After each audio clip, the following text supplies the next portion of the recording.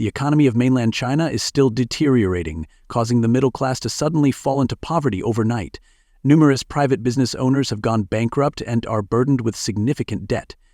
In response, the Chinese Communist Party has implemented various measures to encourage spending in order to improve the economy through internal circulation.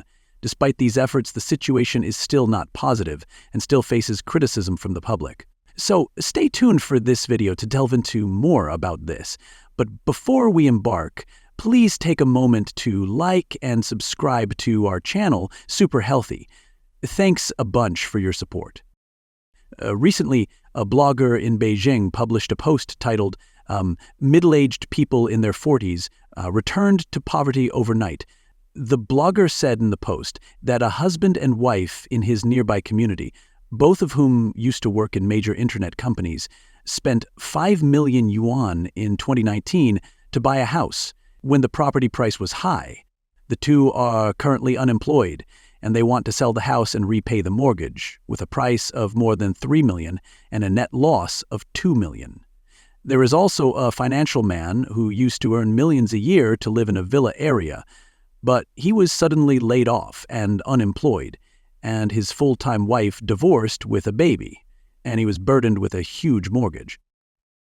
The blogger lamented, "I don't know how many people have fallen back into poverty overnight because of real estate and the stock market, but if this is the fate of the disaster, how can we save ourselves and stop the loss?" A netizen named Hong Kong Mommy, a former executive of an education group in Beijing, is currently immigrating to Hong Kong with her children. She shared the real experience of her friend Ms. Wang on mainland social media. She said that Mrs. Wang basically occupied the three-piece package of her middle-class life: a mortgage of nearly 10 million yuan, her husband did not work, and her second child went to an international school. She added that Mrs. Wang cried to her, sharing, "I'm so broken. My husband suddenly lost his job, the children's international school has stopped paying, and the middle class is committing suicide." It turned out to be true. According to Hong Kong Mommy, Mrs. Wang turned out to be a typical middle-class mother in a first-tier city.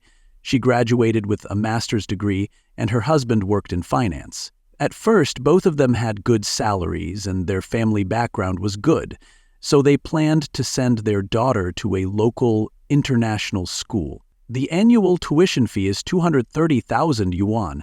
It is planned that the children will complete elementary school and junior high school in an international school and then go abroad to continue their undergraduate and master's studies from the second or third year of high school. The total cost is approximately 10 million yuan. But what she didn't expect was that when her child was in the 4th grade of elementary school, her husband lost his job, the family's business declined, and their assets suddenly turned into bubbles. She couldn't even afford the annual tuition fee of more than 200,000 yuan. Hong Kong Mommy added that there have been too many mothers like Mrs. Wang in recent years, and they all want to give their children better, but today's environment needs to be seen from the perspective of education costs, integration, top-ranking university acceptance rate, and employment situation.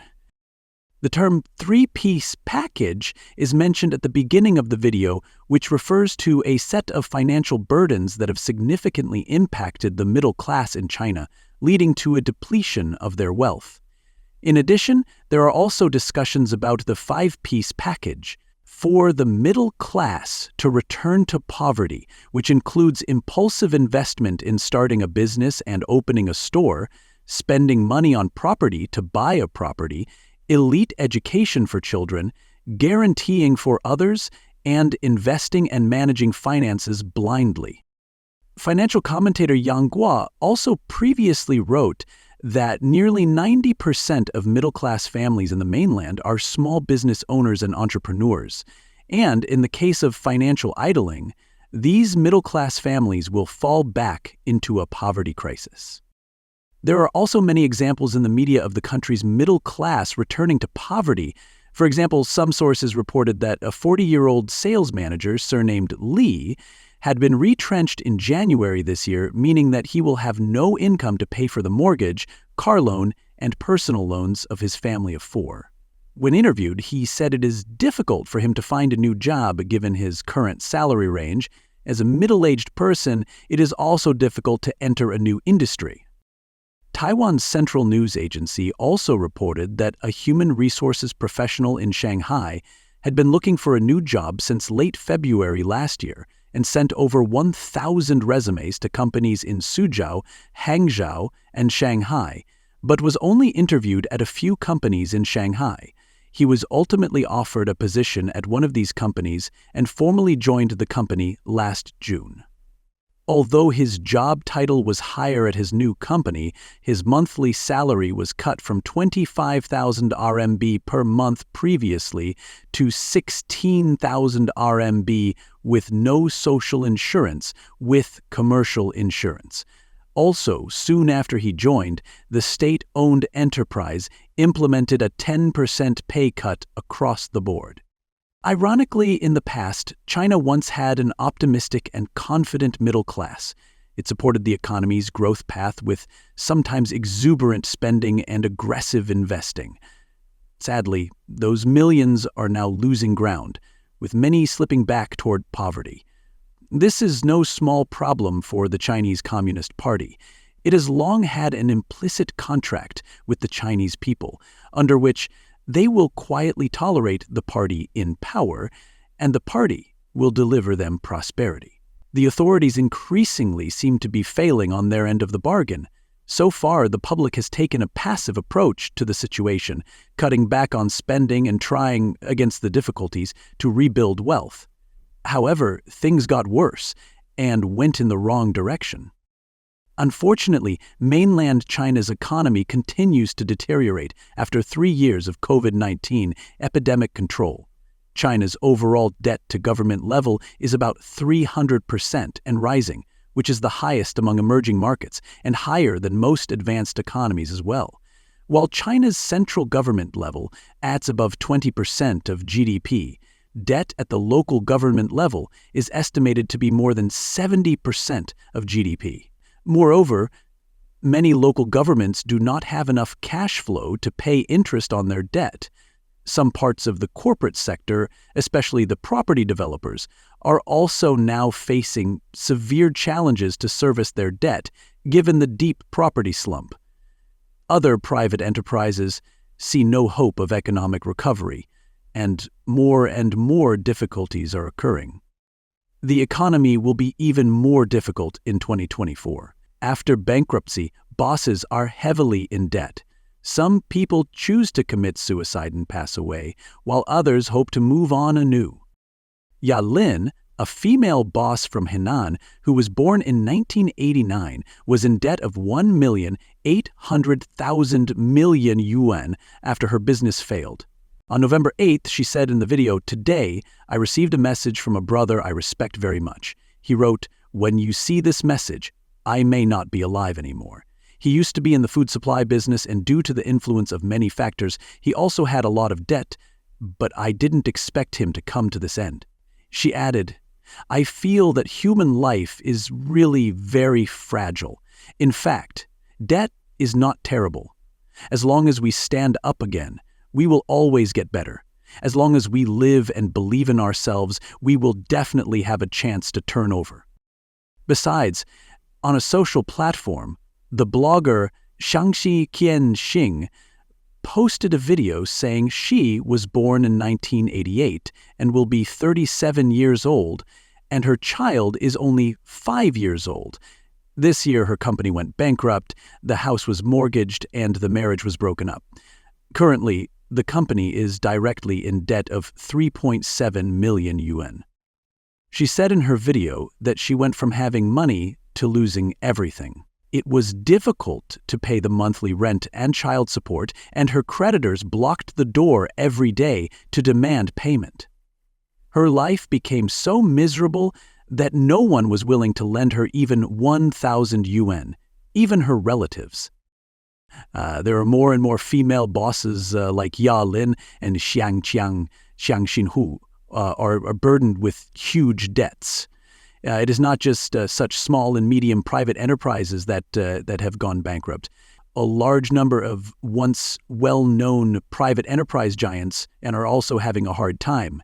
According to incomplete statistics, 1/3 of the 28 supergiants of mainland private enterprises disclosed by mainland media are currently bankrupt or taken over, including the Tomorrow Group, HNA Group, Zhongji Group, Ambang Group, CEFC, Shanghai International Group Limited, and more.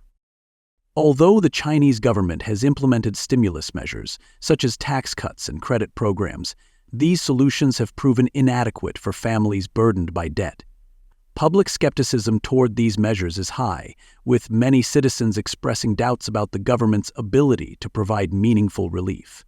Instead of alleviating financial stress, policies designed to stimulate spending are viewed as short-term solutions that fail to address the underlying issues of economic inequality and instability. From a policy standpoint, the government has sought to implement stimulus programs to encourage spending. These programs include subsidies, tax breaks, and easy access to credit, all aimed at boosting consumer activity. Yet, these efforts are often ineffective, as they do not reach those most in need. Middle-class and lower-end families frequently struggle to qualify for or benefit from these initiatives, while rising costs in housing and everyday expenses continue to erode their purchasing power. For business owners, access to stimulus funds has not eased the operational difficulties of maintaining a business in an unpredictable market, with debts often outweighing the benefits of short-term financial aid. Broader implications of middle-class decline and business owner debt extend beyond economic metrics. They also affect social cohesion and trust in government institutions. The erosion of the middle class undermines the stability of Chinese society, as fewer people can access quality education, healthcare, and opportunities for upward mobility. Rising socioeconomic inequality could lead to a more divided society, where a small elite holds significant wealth while the majority of citizens struggle with financial insecurity. This wealth gap has profound implications for China's future, as public discontent may fuel social unrest and undermine trust in government institutions if economic conditions do not improve. Yao Yunye, chair professor of international studies at the University of St. Thomas in the United States, told the Epoch Times not long ago that the Chinese Communist Party's current economic measures are just trying to cover up the problem when there is no way to solve it. Meanwhile, Mingxi Xian, director of the National Security Research Institute of the National Defense and Security Research Institute of Taiwan, also recently told the Epoch Times that the Chinese Communist Party has run out of ways to save the economy. Measures to stimulate the stock market have only trapped more people and cannot solve the real estate problem, improve local government finances. He emphasized, so this rescue measure is not just a rocket launcher, but also a fireworks display that looks bright for a moment but then quickly falls into darkness. Neither domestic nor foreign countries are optimistic about it. In conclusion, the plight of mainland China's middle class serves as a stark reminder of the complexities of economic growth and the fragility of prosperity. As individuals and families grapple with the realities of poverty and debt, the need for effective policy reform and social support becomes increasingly urgent. The journey ahead is fraught with challenges, but it is also filled with opportunities for renewal and growth. Last but not least, do you think the Chinese authorities will make new moves in the near future to completely solve the current problems of the middle class, or will this crisis continue to linger? Feel free to share your thoughts in the comment section below. That's the wrap for today's video. Thank you so much for watching. If you enjoyed the content, please give us a thumbs up and share it with your friends and family. Don't forget to subscribe to Facts About China and turn on notifications to stay current with all our future uploads. Your support is incredibly important to us. Until next time, take care and farewell.